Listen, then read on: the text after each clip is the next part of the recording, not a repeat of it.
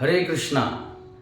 तो उपनिषदों में ऐसा बताया गया है कि जीव और यानी आत्मा और परमात्मा ये दोनों एक ही वृक्ष के एक डाली पर बैठे हुए दो पक्षी हैं। जो जीव रूपी पक्षी है उस वृक्ष के डाली डाली पर भटक रहा है और वो अच्छे और बुरे जो फल है उसको चख रहा है। और जो परमात्मा रूपी पक्षी है वो देख रहे हैं, वो साक्षी है कि वो जीव रूपी पक्षी है वो कहां कहां भटक रहा है और वो क्या कर रहा है। जो परमात्मा रूपी पक्षी है वो देख रहे हैं कि जीव रूपी जो पक्षी है, आत्मा रूपी पक्षी है, वो इस वृक्ष के डाली डाली पर भटक रहा है क्योंकि वो सुख की आशा लिए भटक रहा है।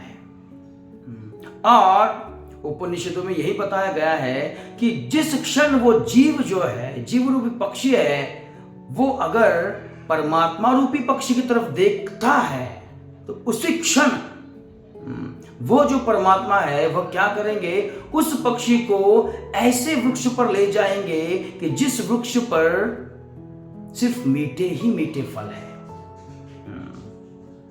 तो जो वृक्ष है वह वृक्ष एक भौतिक जगत के समान है, वो जीव रूपी पक्षी है, वो हम है, और जो परमात्मा है वो भगवान श्री कृष्ण है कि जो हमारे हृदय में विराजमान है। अब ऐसा नहीं है कि हम कुछ भी करें और कोई देख नहीं रहा है।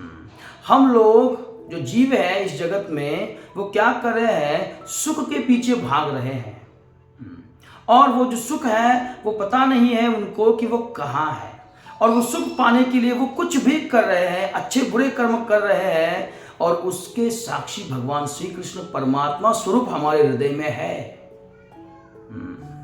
अब जिस क्षण वो जो जीव है और हम है, हम अगर भगवान श्री कृष्ण की तरफ देखते हैं एक बार भी और कहते हैं भगवान श्री कृष्ण से कि मैं इस जगत में दुख क्यों भोग रहा हूं, मैं कौन हूं, इतना प्रयास कर रहा हूं मेरे जीवन में, फिर भी मुझे सुख की प्राप्ति क्यों नहीं हो रही है। और अगर इस आशा से कोई भगवान की तरफ देखता है तो भगवान गारंटी देते हैं भगवद गीता में, माम एकम शरणम व्रज, अगर मेरी कोई शरण लेता है, अहम त्वाम सर्व पापेभ्यो, मैं उसके सारे पापों का नाश कर दूंगा, मोक्षयिष्यामि मा शुचः, इसमें कोई संदेह नहीं है। तो जिस क्षण हम भगवान की तरफ अपना मुख करते हैं उसी क्षण भगवान हमारी गारंटी लेते हैं और वो बताते हैं भगवद गीता में, न तत् भाष्यते सूर्यो न शशांको न पावक यत् गत्वा न निवर्तन्ते तत् धामं परमं मम, कि अर्जुन वो जो मेरा धाम है उस धाम में अगर कोई जीव, कोई व्यक्ति एक बार भी जाता है तो उसे इस भौतिक जगत में जहां जन्म मृत्यु जरा व्याधि ये सब कुछ है, जहां सुख कोई नहीं है, कुछ भी नहीं है, इस जगत में उसे आना नहीं पड़ता है दोबारा। यद् गत्वा न निवर्तन्ते तद् धामं परमं मम। तो अगर हम ध्यान से सोचे कि हम स्ट्रगल कर रहे हैं, किसके लिए हम स्ट्रगल कर रहे हैं, इतना स्ट्रगल करने के बाद हम जो भी कुछ कमा रहे हैं उससे हमें सुख प्राप्ति हो रही है क्या?